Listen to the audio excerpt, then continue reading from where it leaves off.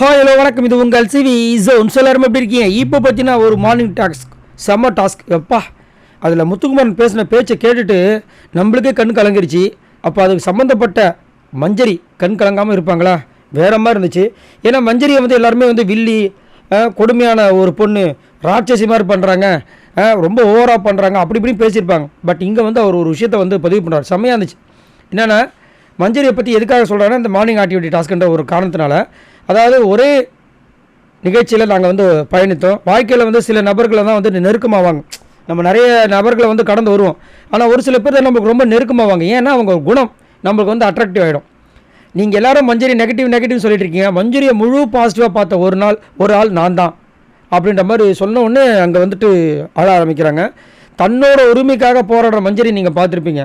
ஆனால் இன்னொருத்தரோட வெற்றியை பார்த்து ரசித்து, இன்னொருத்தரோட வெற்றியை பார்த்து கொண்டாடிய, இன்னொருத்தர் வெற்றிக்காக ரொம்ப ரொம்ப பெருமிதம் கொண்ட மஞ்சரியை நீங்கள் யாரும் பார்த்துருக்க மாட்டீங்க. நான் பார்த்துருக்கேன். மஞ்சரி வந்து இங்கே வந்து சண்டை போடுறாங்க, கத்துறாங்க, வாய்ஸ் ரைஸ் பண்ணுறாங்க அப்படின்றது ஒரு குணம் தான். இன்னொரு குணம் அவங்களுக்கு இருக்குது. என்னென்னா அன்பை அள்ளி கொடுப்பாங்க.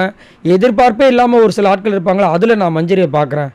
வெளியே எங்களுக்கெல்லாம் பெரிய ஒரு நட்புலாம் கிடையாது. ஒரு 5-6 வாட்டி வீட்டுக்கெல்லாம் போகலான்னு ஆசைப்பட்டோம், அதை போக முடியாமல் போச்சு.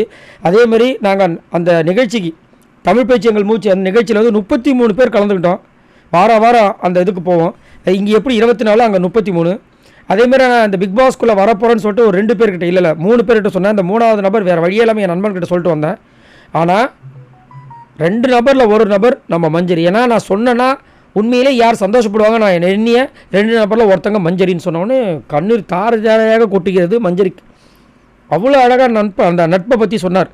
அதாவது நட்புனா எப்படி, நான் 10 வருஷமாக பழக்கம், அதனால் எனக்கு அவனை பிடிக்கும், அந்த மாதிரி இல்லை.